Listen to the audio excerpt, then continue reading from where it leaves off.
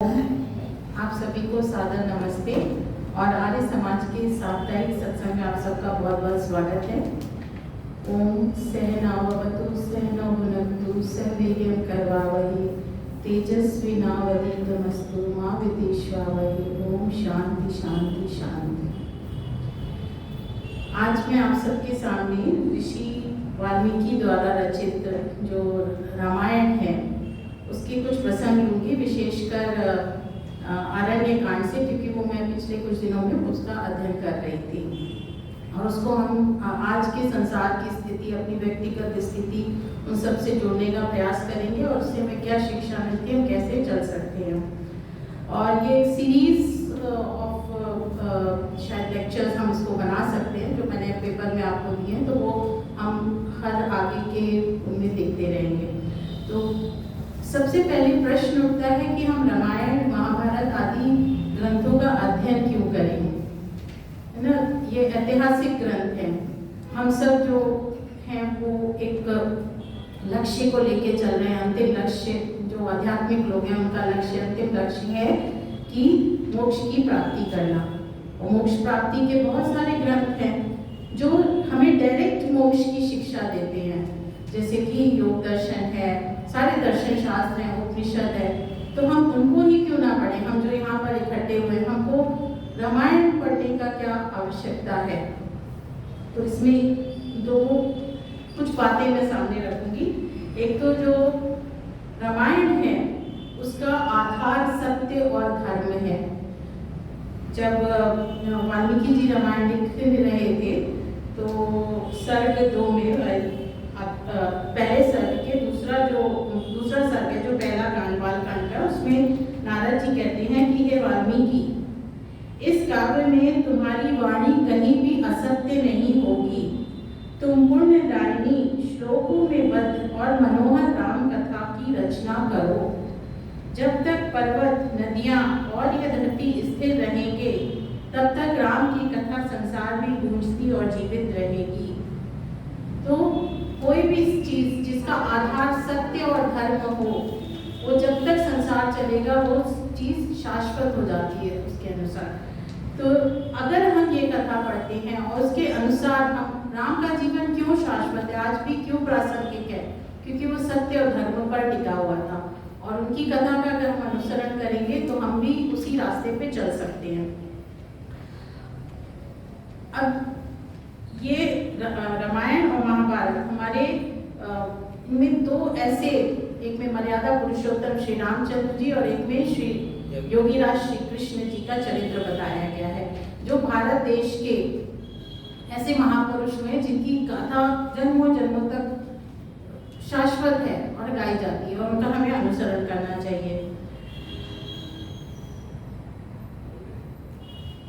अब हमारा हेजिटेशन क्यों होता है रामायण महाभारत पढ़ने में? एक तो हमारे को संस्कृत की आदत छूट गई है। दूसरा क्या होता है कि विशेषकर हमारे समाजिक का कि इतनी मिलावट कर दी गई है कि हम उसे पढ़ना नहीं चाहते हैं रामायण महाभारत के श्लोकों में।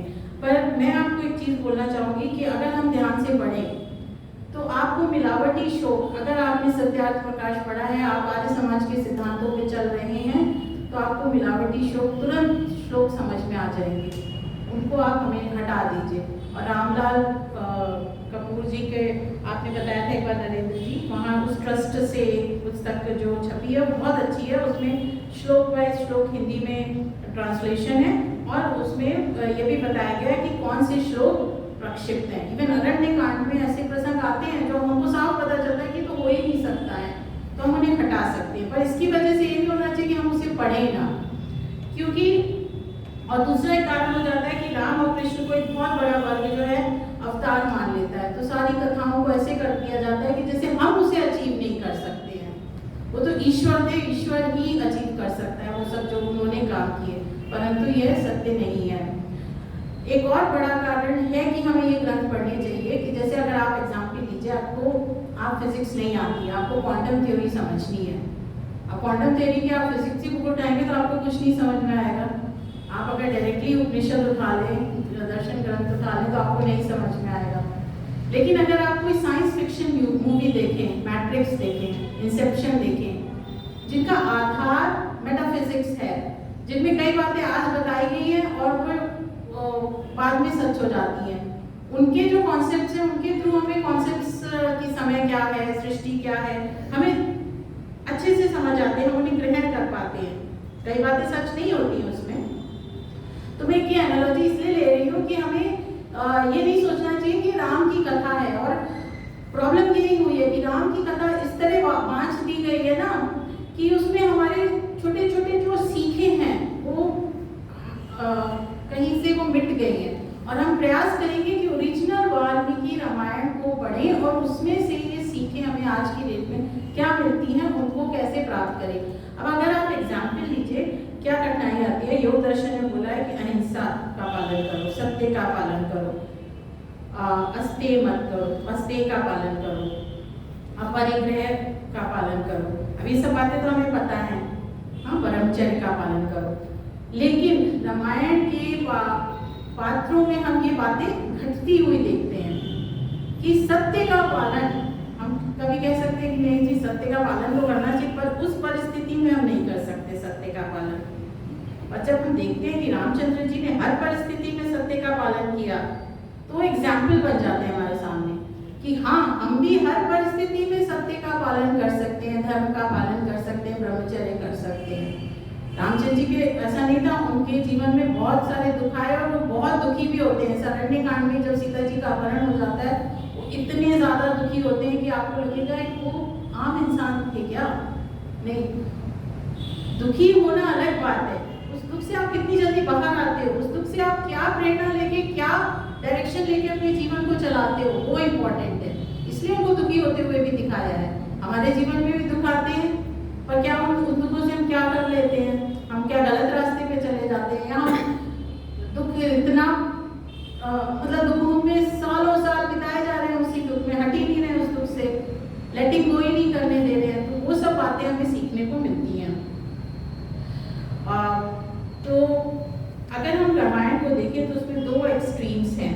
एक तरफ अगर नंबर लाइन आप ड्रॉ करें, उसमें बीच में 0 हो और एक तरफ आपका पॉजिटिव नंबर्स हो, एक तरफ नेगेटिव नंबर। हम चलिए 10-10 तक लेते हैं, इन्फिनिटी नहीं लेते। तो 10 को अगर हम पॉजिटिव रामचंद्र जी को 10 नंबर देते हैं तो एक मर्यादा पुरुषोत्तम रामचंद्र जी 10 पे हैं और रावण जो है -10 पे मान लेते हैं। ठीक है, ये लाइन है। बाकी सब कैरेक्टर्स क्या आते हैं उस लाइन के बीच में, कहीं आएंगे सीता जी, कहीं आएंगी कैकेयी, कहीं आएंगी मंत्रा, शूर्पणखा, जटायु, ऐसे सारे कैरेक्टर्स, विभीषण, भरत, दशरथ, सब बीच में आएंगे कहीं ना कहीं। अगर हम रामायण पढ़ते हैं तो हम अपने को आइडेंटिफाई कर सकते हैं। हम 10 पे नहीं है, हम शायद इस वाले -10 पे भी नहीं है, पर ऐसे समय आते हैं जब हम कभी कभी -10 भी हो जाते हैं, कभी कभी शूर्पणखा के लेवल पे वाले काम करते हैं, मंत्रा वाले काम करते हैं, हाँ, कभी हम सीता जी जैसे, अनुसुईया जैसे काम करते हैं। तो ये जो नंबर लाइन है उसके अकॉर्डिंगली कैरेक्टर्स से हम अपने आप को आइडेंटिफाई कर सकते हैं कि हम कब किस कैरेक्टर के अकॉर्डिंगली काम कर रहे हैं और कब कौन सा कैरेक्टर अपने उससे ऊपर उठा, कब कौन सा कैरेक्टर नीचे उठा। हम भी ऐसे जीवन में ऊपर नीचे उठते रहते हैं, तो हम उससे अपने को आत्मसात करके अपने को गाइड कर सकते हैं, डायरेक्शन दे सकते हैं। तो इस पूरे जो आगे हम सीरीज चलाएंगे, इसका पूरा लक्ष्य यही रहेगा कि हम सब कैरेक्टर्स को समझें और उन्होंने किस तरह कार्य किया और हम कब कैसा कार्य करते हैं, उनके अकॉर्डिंगली हम जीवन में कैसे आगे सफल बढ़ सकते हैं। ये मेरे को एक मैं सूचना या प्रेरणा देना चाहूँगी कि रामायण पढ़ने की प्रेरणा कहाँ से है। मुझे संस्कृत पढ़ने का बहुत शौक रहता है, तो संस्कृत भारती ने गृहे गृहे रामायण ये करके, गृहे गृहे रामायण करके एक इनिशिएटिव लिया था, व्हाट्सएप ग्रुप बनाया था पिछले साल रामनवमी पर। रामायण में करीब 700 सर्ग हैं, तो अगर हम रोज 2 सर्ग पढ़े तो 365 दिन में करीब करीब पूरी रामायण का पारायण हो जाएगा और आने वाले रामनवमी तक पूरी रामायण हो जाएगी। उसमें वो कुछ नहीं करते हैं, वो आपको पढ़ाते नहीं है, बस वो रोज 2 सर्ग डालते हैं कि आज की डेट में ये सर्ग पढ़ना चाहिए आपको, और उसका थोड़ा सा डिटेल डाल देते हैं और आपको पूछते रहते हैं आप वोटिंग से कि आप कहाँ पहुँचे, आप कैसे आए, वैल्यू पिकअप। तो उससे हमको कंपास मिलता रहता है, गाइड मिलती रहती है, जिससे हम उसको पढ़ सकते हैं। तो मैं अभी उनका सुंदरकांड 20 सितंबर से शुरू होने वाले का उन्होंने याचना अभी ज्वाइन करो और पढ़ो, 2 सर्ग पढ़ो। फिर मेरा बहुत सारा बैकलॉग है, किष्किंधा कांड कब खत्म होने वाला है, तो मैं तो अभी शुरू ही नहीं किया। तो हम अगर पढ़ेंगे तो हमें, क्योंकि फर्स्ट हैंड जो इन्फॉर्मेशन है, मैं जो भी बोल रही हूँ मेरे अपने विचार उसमें मिले हुए हैं। आपको वाल्मीकि रामायण पढ़ना है तो आप उसको उनको समझना है, कैरेक्टर्स को, तो आपको खुद पढ़ना पड़ेगा और वो करना पड़ेगा। आज मैं बहुत सारे श्लोकों के अर्थ हिंदी में पढ़ूंगी, लेकिन हम सबका ये सपना होना चाहिए कि हम संस्कृत में श्लोक पढ़ें, वहीं पे हम उसका अर्थ डायरेक्टली समझ लें, क्योंकि फिर ट्रांसलेशन में अर्थ में जो ओरिजिनल भाषा में जो अर्थ आता है वो नहीं मिल पाता है। तो हम इसको शुरू करते हैं। अब आप एक बार पेपर को अपने उठा सकते हैं कि इसमें मैंने दिया है कि अरण्य कांड में करीब 75 सर्ग हैं और इसकी कहानी शुरू होती है जब रामचंद्र जी, लक्ष्मण जी और सीता जी ये लोग पहले चित्रकूट में कुछ दिन रहते हैं। चित्रकूट में अयोध्या वासियों का आना जाना बना रहता है, तो बहुत ज़्यादा तो एक्चुअली वो वनवास नहीं होता है। तो लोग सोचते हैं कि हम थोड़े अंदर इंटीरियर्स में जाते हैं, तो ये लोग दंडक वन में आते हैं और यहाँ करीब 10 वर्ष बिताते हैं और उसके पश्चात करीब या मतलब एंड ऑफ द एक 14 साल के 1.5 साल पहले समझ लीजिए, ये सीता जी का अपहरण होता है और फिर उसके बाद आगे की अपहरण के बाद उसको ढूंढने के लिए निकलते हैं, तो वो आगे का किष्किंधा कांड होता है। तो यहाँ से शुरू होती है।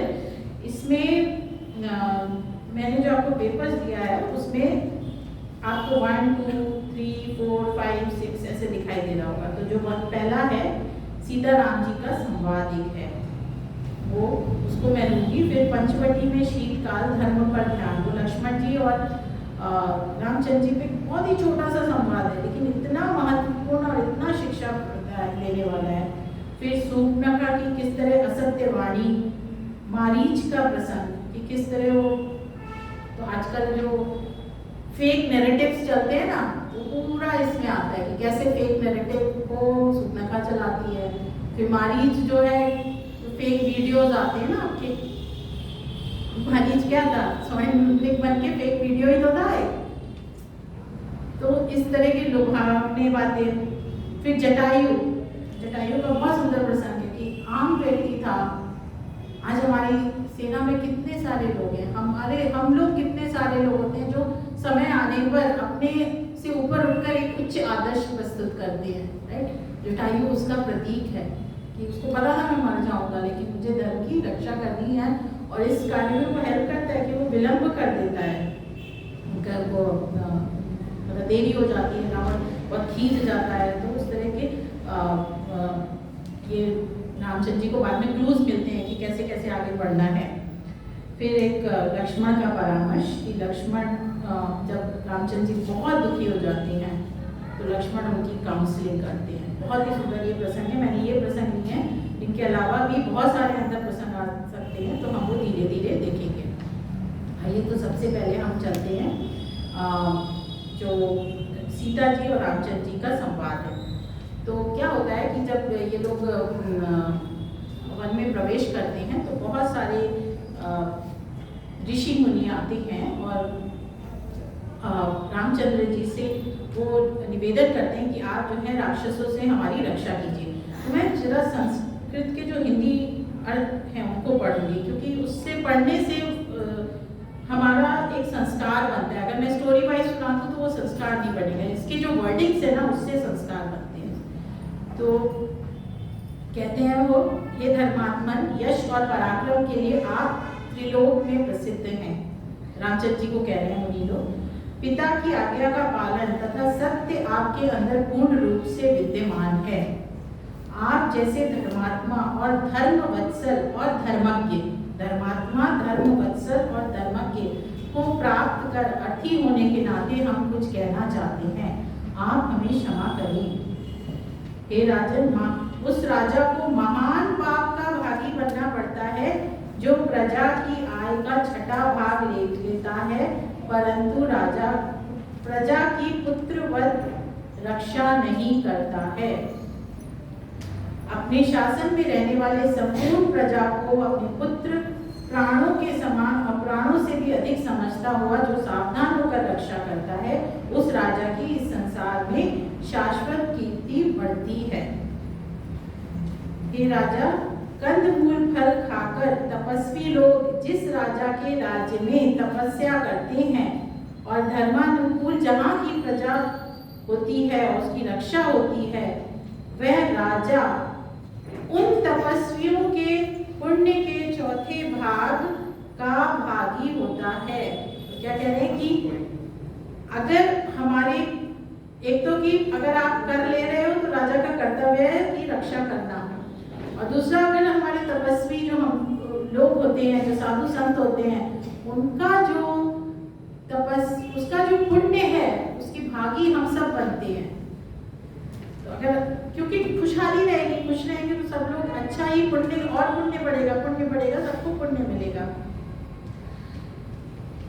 तो रामचंद्र जी क्या कहते हैं कि हे मुनियों, आप मुझसे इस प्रकार की प्रार्थना ना कीजिए, परंतु मुझे आज्ञा दीजिए, मैं आपका आज्ञाकारी हूँ। मैं कर्तव्य समझकर इस वन में आया हूँ। राक्षसों के द्वारा आप लोगों पर जो अत्याचार हो रहा है उसे दूर करने के लिए ही पिता की आज्ञा मानकर मैं इस वन में प्रविष्ट हुआ हूँ। मेरे वन का निवास आप लोगों के लिए महान फल देने वाला हो। आप जैसे तपस्वियों के इन शत्रु राक्षसों को मैं संग्राम में मारना चाहता हूँ। तो इस तरह रामचंद्र जी कहते हैं, प्रतिज्ञा लेते हैं कि मैं आप लोग का वो सारे राक्षसों को मारूंगा। अब क्या होता है कि सीता जी को मन में थोड़ा विचलन होता है कि हम आए हैं तपस्या करने वन में, और ये जो है धनुष धारण करके मेरे पति राक्षसों को मारने के लिए आगे बढ़ रहे हैं। तो इतना सुंदर उनके विचार है, मैं आपको बताती हूँ। सीता जी कहती हैं, प्रियतम, हम वन में जीवन तपस्वी हेतु जीने के लिए आए हैं। तपस्वी का लक्षण शांति है, युद्ध नहीं। राजमहलों में शस्त्र शोभा देते हैं, वन में नहीं। जो मनुष्य हथियार धारण कर लेता है वह शीघ्र ही उसे चलाने के लिए प्रेरित हो जाता है। तपस्वी का धर्म है सहनशीलता, हिंसा नहीं। उनका कहना था कि आप अगर धनुष बाण लेकर चलोगे तो आप थोड़ी देर में हिंसक प्रवृत्ति के हो जाओगे। तो इस संदर्भ में वो एक जो श्लोक है वो उनका हिंदी रूपांतरण पढ़ती हूँ मैं। बोलती हैं कि इस जगत में काम से उत्पन्न होने वाले 3 व्यसन हैं: मिथ्या भाषण, पर स्त्री गमन, बिना वैर दूसरे से हिंसक व्यवहार। तो अगर हमें काम वासना जागृत होती है तो हमारे अंदर 3 गुण आ सकते हैं। सत्य बोलने का, किसी चीज को पाने के लिए, पर स्त्री गमन या पर पुरुष गमन, ये भावना वासना आना, और बिना वैर के दूसरे से हिंसक व्यवहार। आप देख रहे होंगे कि संसार में भी बहुत सारे लोग हैं ना जो बिना वैर के दूसरे से हिंसा कर रहे हैं। एक पूरा मजहब है जो बिना वैर के पता नहीं क्यों हम सबसे हिंसा कर रहा है। तो वो ये कह रही है कि आप धनुष बाण जो लेके चल रहे हो, इससे आपके अंदर क्रोध उत्पन्न होगा। फिर वो कहती है कि इसमें से जो मिथ्या भाषण है, झूठ बोलना है, वो तो आपसे पहले भूत में भी नहीं हुआ है, भविष्य में भी नहीं होगा, और ना ही कभी आपके अंदर पर स्त्री अभिलाषा होगी। आप सदा से ही अपनी धर्म पत्नी में अनुरुक्त रहने वाले, धर्मनिष्ठ, सत्य प्रतिज्ञ और अपने पिता का आज्ञा पालन करने वाले हैं। आप में सत्य और धर्म प्रतिष्ठित है। आप जितेंद्रिय हैं, मैं ये जानती हूँ। परंतु दूसरों के प्राणों की हिंसा रूप का ये जो भयंकर दोष है, उसे लोग मोहवश बिना वैर के भी कर लेते हैं, और वो दोष आपके अंदर आ सकता है इस धनुष बाण की समीपता के कारण। हम क्यों ना तपस्वी बन के रहें। तो बोलती है, इस घोर क्रम में आप जा रहे हो कर्म में, तो मेरा मन जो है बहुत व्यथित हो रहा है, और इसलिए मैं आपका हमेशा कल्याण हो, तो इसलिए मैं आपसे ये बातें बोल रही हूँ। इस समय आपका दंडकारण्य में जाना मुझे अच्छा नहीं लग रहा है, मेरे मुंह से सुनिए। जैसे आग के समीप रखे हुए ईंधन उसके तेज बल को उद्दीप्त कर देते हैं, उसी प्रकार क्षत्रियों के पास धनुष हो तो वह उनके बल और प्रताप को उद्बोधित कर देता है। ठीक है। फिर वो एक कहानी सुनाती कि एक तपस्वी थे एक वन में, वो बहुत तपस्या कर रहे थे। उनके आसपास सभी हिंसक जीव भी बड़े प्रेम से घूमते थे। तो जैसे स्टोरी भी आती है कि इंद्र जो है घबरा जाते हैं, तो इंद्र जो है क्या करते हैं, जाके उनको एक तलवार दे देते हैं और कहते हैं इसकी रक्षा करिए। तो उस तलवार की रक्षा करने में अब वो तपस्वी जो है हर समय उनके तलवार में ध्यान रहता है और कहीं भी जाते हैं तलवार साथ में लेकर जाते हैं, तो धीरे धीरे उनका स्वभाव क्रोध का बन जाता है, हिंसक हो जाते हैं। तो वो एक एग्जाम्पल दे रही है किस तरह का होता है। फिर वो कह रही है कि मेरे मन में जो आपके प्रति विशेष स्नेह और आदर है, उसी कारण मैं ये आपको बोल रही हूँ, मैं कोई शिक्षा नहीं दे रही हूँ। बिना किसी बैर के दंड कारणवासी राक्षसों का हमें वध का विचार नहीं करना चाहिए। बिना किसी अपराध के किसी को मारना ठीक नहीं है। आप देख रहे हो कैसी उनकी जो विचारधारा है, उससे हम अग्री भी करेंगे, लेकिन वो मैं बाद में आपको रिलेट करूंगी कि कैसे आज के सेक्युलरिज्म, सो कॉल्ड सेक्युलरिज्म वाले लोग बातें करते हैं और क्या डिफरेंस है सीता जी के बात करने में और उनके बात करने में। वो कह रही हैं कि अपने मन और इंद्रियों को वश में रखने वाले क्षत्रिय वीरों के लिए वन में धनुष धारण करने का केवल इतना ही प्रयोजन होना चाहिए कि संकट में पड़े हुए प्राणियों की रक्षा कर सकें। आप संहार मत कीजिए, रक्षा कीजिए।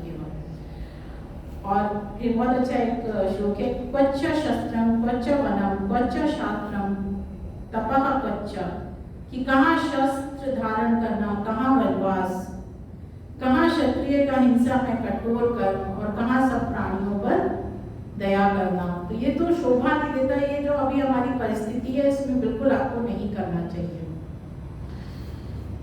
फिर वो कहती हैं कि ये सौम्य शब्दों का आपको देखिए क्या इतनी प्यारी पोइट्री है ना वाल्मीकि रामायण में कि आपको आनंद आएगा अगर आप ओरिजिनल पढ़े हैं, हिंदी में भी पढ़ेंगे। सौम्य प्रतिदिन शुद्ध चित्त होकर तपोवन में धर्म का अनुष्ठान कीजिए। त्रिलोक में जो कुछ है उसको आपको यथार्थ विदित है। फिर अंत में कहती हैं, मैंने नारी जाति की स्वाभाविक चपलता के कारण आपकी सेवा में ये बातें निवेदन की हैं। वास्तव में आपको धर्म का उपदेश देने में कौन समर्थ है। आप इस विषय में अपने छोटे भाई से बुद्धिपूर्वक विचार करें और जो आपको जचे उसको शीघ्रता पूर्वक करें। अब इसमें हम इतना प्रसंग हो गया, उसके बाद रामचंद्र जी को समझाएंगे, वो हम आगे देखेंगे। अब इसमें से हम आपसे मैं पूछना चाहूँगी सीता जी के कौन से गुणों को इसमें उजागर किया गया है। अब आज की नारी के समान देखिए, सीता जी कॉन्फिडेंटली बात कर रही है, स्ट्रेट फॉरवर्ड बात कर रही है, लॉजिकली बात कर रही है, सॉफ्ट स्पोकन है। वो प्रेम पूर्वक उनके उसके पीछे कल्याण छिपा है, केवल कल्याण की भावना छिपी हुई है। एडवाइस कर रही है लेकिन डिसीजन मेकिंग किस पे छोड़ रही है, जिसको वो एडवाइस कर रही है उस पर थोप नहीं रही है बातें।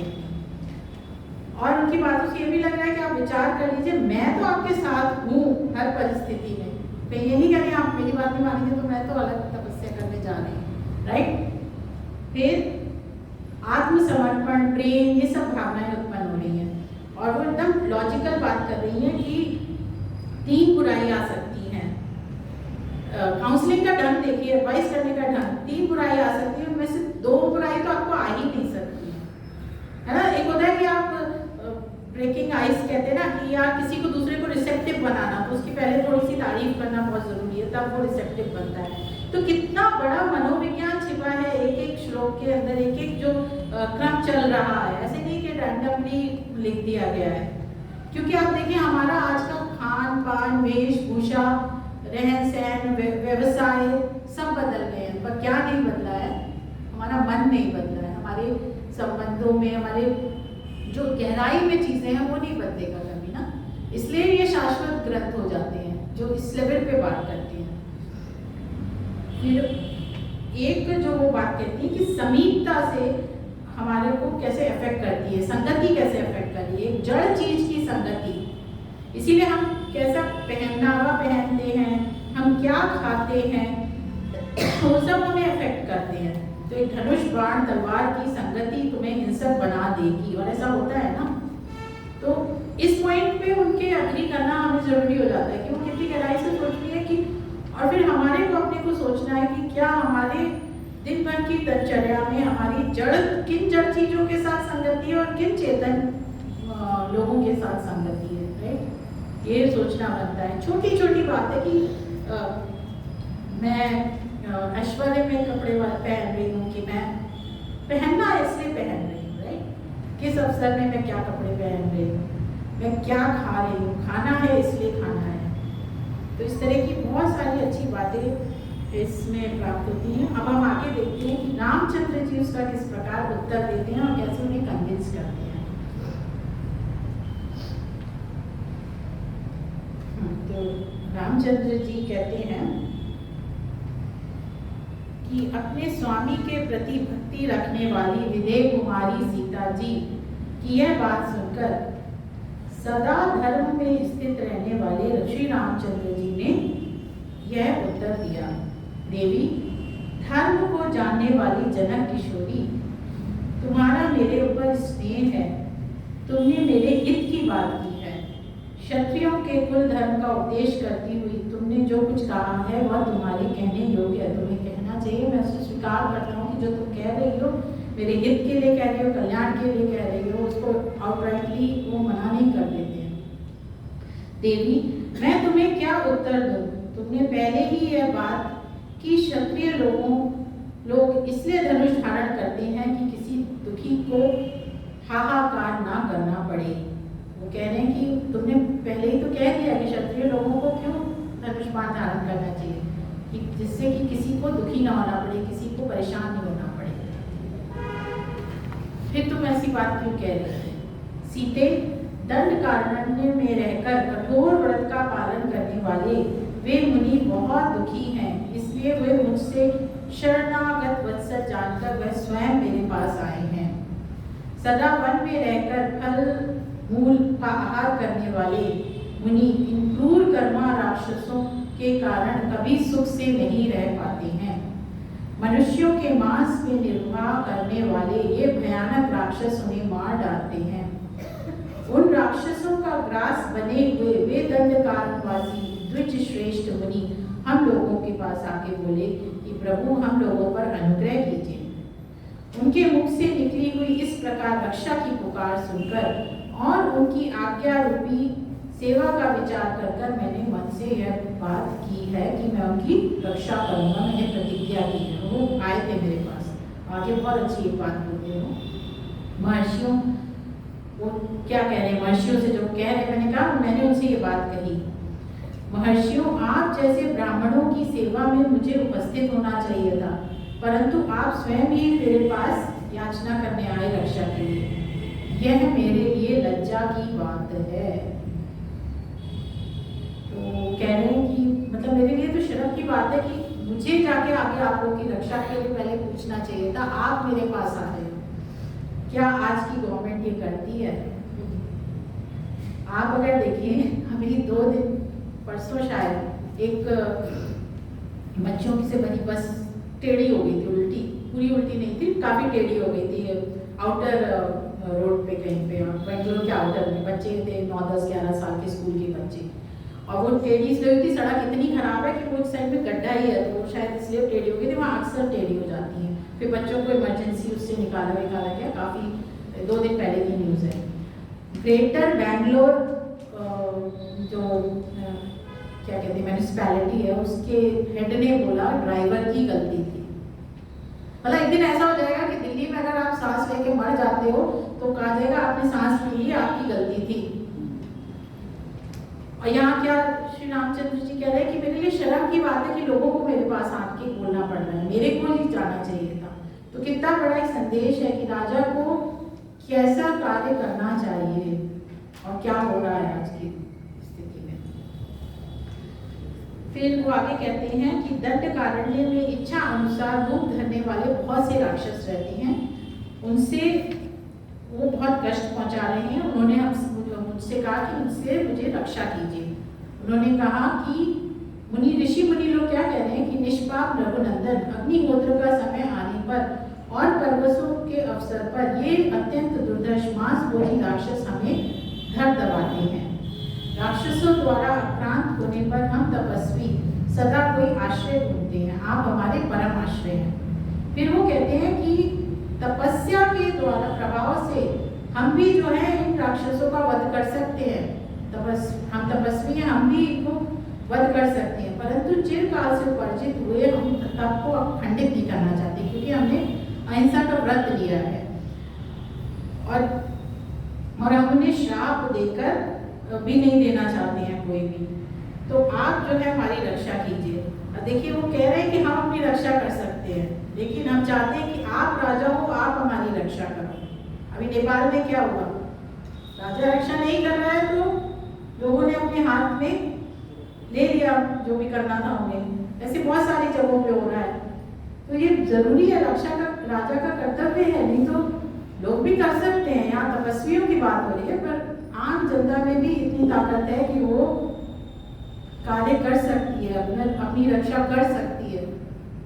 लेकिन अगर वो नहीं कर रही है, आज की डेट में अहिंसा नहीं कर रही है, अपनी आत्मरक्षा के लिए भी उठा नहीं रही है कोई हथियार, तो राजा को सोचना पड़ेगा कि कैसे इनकी रक्षा की जाए।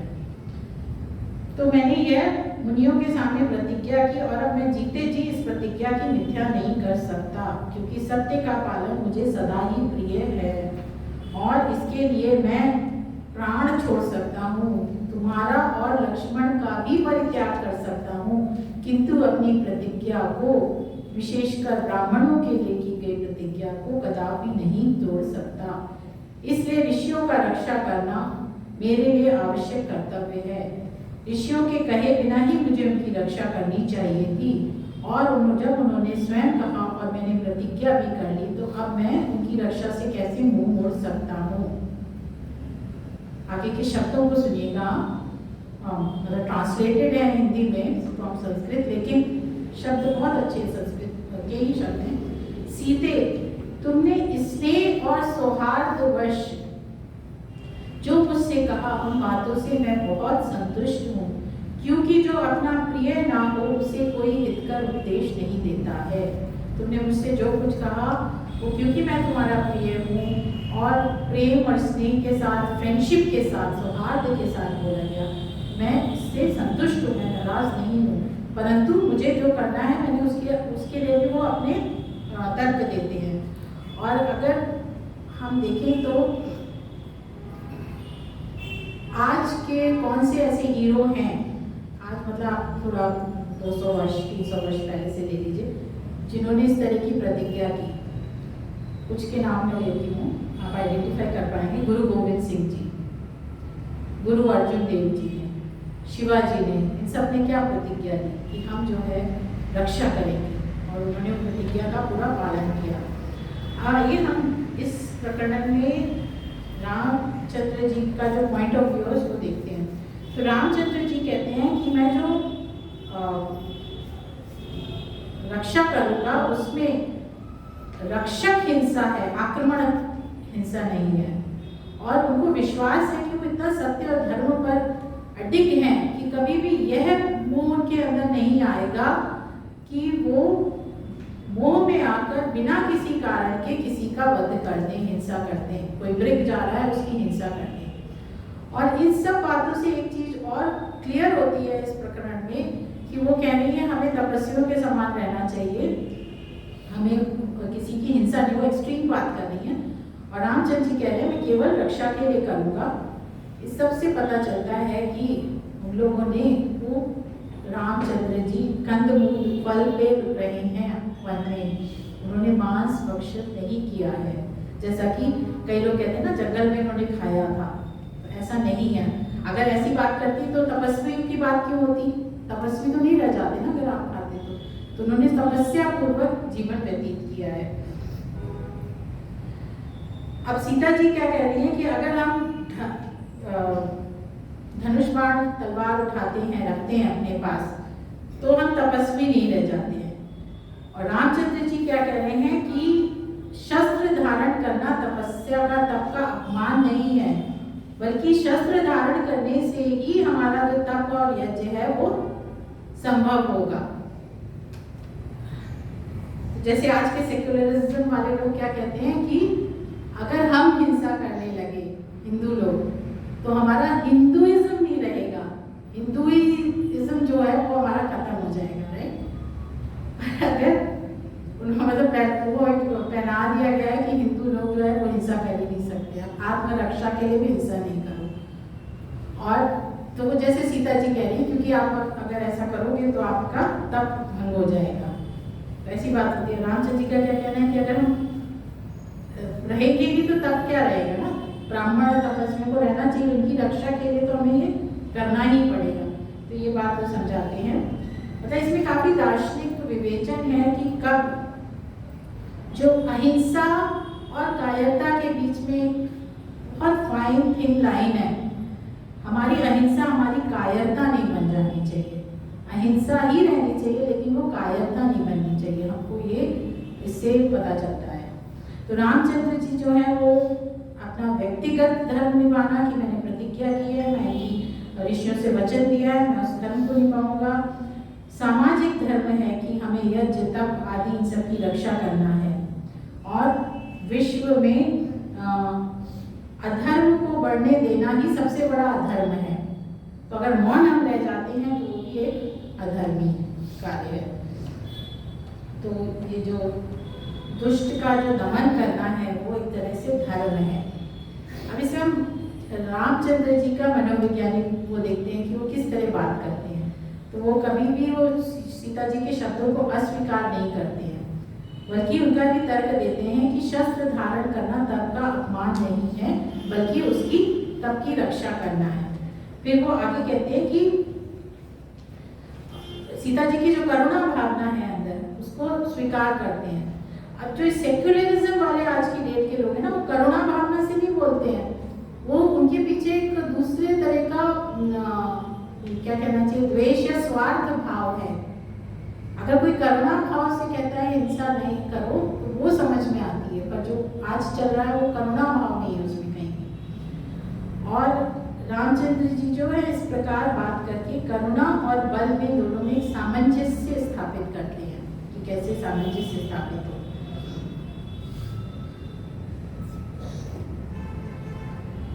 अब इसमें हम कुछ पॉइंट्स को लेंगे कि अगर हम ये राम और सीता जी का संवाद देखें तो ये क्या उस काल में या दंडकारण्य में का संवाद है या क्या एक पति पत्नी के बीच का संवाद है। पहली बात तो क्या पति पत्नी इस तरह का संवाद करते हैं। आम पति पत्नी हम मैं इंक्लूडिंग मैं क्या बातें करते हैं, आज खाना क्या बनेगा, कहाँ खाने जाएं, वीकेंड पे क्या करें, कहाँ घूमने जाएं, बच्चे का ये करना है, इस स्कूल में जाएं, उसने ऐसा कह दिया, उसने वो पड़ोसी के घर ये हुआ, पॉलिटिक्स की बात कर लेते हैं या फिर हम इवेंट्स की बात कर लेते हैं। बहुत बड़ा मंडल लगा था, बाप रे कितने बड़े गणेश जी की स्थापना हुई थी, इतने लोग आए थे। हम इवेंट्स की बात करते हैं, पीपल की बात करते हैं, क्या हम आइडियाज की बात करते हैं, धर्म की चर्चा कर रहे हैं पति पत्नी, क्या उनको सीता जी को लग रहा है कि मेरा पति जो है धर्म से ना हट जाए, धर्म के ही मार्ग पे चलता रहे। इनफैक्ट सीता जी के लिए जब वो प्रवेश करती हैं तो बहुत सुंदर बात ये लोग बोलते हैं, मुनि लोग, कि हे जनक की राजकुमारी मैथिली मार्ग जनित क्लांति से विश्राम पाने के लिए स्पष्ट उत्कंठित हो रही है, बहुत थक गई है वो। आप जो है उन्होंने केवल पति स्नेह से प्रेरित होकर इस कष्ट दोष युक्त मन में वो आई हैं। हे रघुकुल शिरोमणि, आरंभ से सृष्टियों में स्त्री का यह स्वभाव रहा है, इसको गलत अर्थ में ना लिया जाए, लेकिन जनरल उन्होंने बोला है कि स्त्रियों का स्वभाव रहा है कि सुख वैभव में पति का अनुगमन करती हैं, विषम काल में छोड़ देती हैं। विद्युत के समान चंचलता, शस्त्रों के समान तीक्ष्णता, वायु के समान तीव्र गमन प्रायः स्त्रियों में होता है, परंतु आपकी पतिव्रता पत्नी सीता इन दोषों से रहित है। यह अत्यंत प्रसिद्ध और मूर्धन्य स्थितियों में उसी प्रकार गणना करने योग्य है जैसे दिव्य प्रतिव्रता स्त्रियों में देवी अरुंधति। तो वो कह रहे हैं कि ये बहुत ही स्पेशल अच्छी स्त्री है। तो इस तरह सीता जी का वर्णन है और रामचंद्र जी भी इतना प्यार से उन्हें, इनफैक्ट इस वाले प्रसंग में तो इतना प्यार नहीं है। जब वो हम अयोध्या कांड में अगर देखें तो जब रामचंद्र जी और सीता जी को कह रहे हैं मैं वन में जा रहा हूँ, तो उस समय जो उनका वार्तालाप है वो बहुत ही सुंदर है, तो उसको हम करने देंगे।